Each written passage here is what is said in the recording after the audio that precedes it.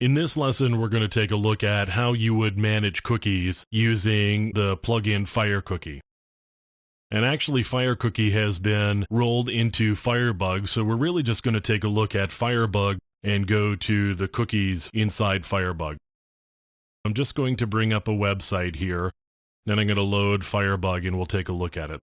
I'm just going to go to Google. I know Google has cookies.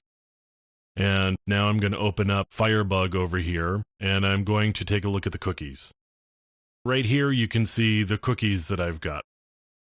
Now, immediately, if I go to this menu here, you can see that I could actually create a cookie, and I could remove cookies.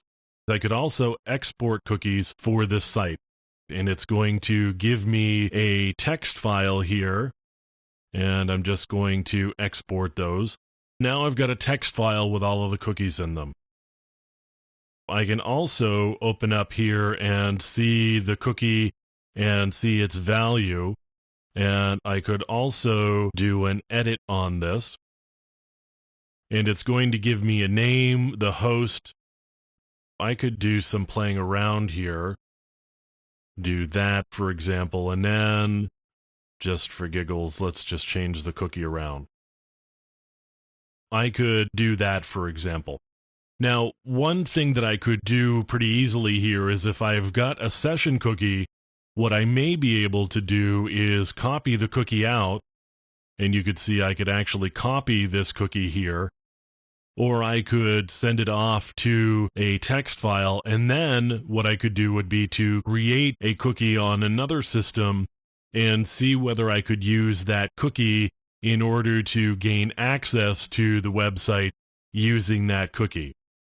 I've got the ability to do some changing of how I manage the cookies. I could deny cookies from google.com, accept cookies, accept session cookies, and then I could break on this particular cookie.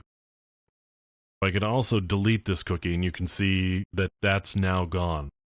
FireCookie or Firebug actually gives us a lot of ability to manage cookies or manipulate cookies in particular ways. And certainly there are other ways of doing it, and you could go to the file system potentially and get into the database that Firefox, as an example, uses and manages its cookies in that way.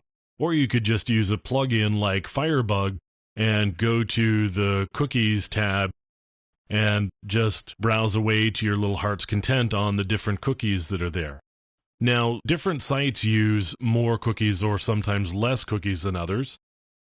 Let's just take a look at Apple and see what kind of cookies that we get there.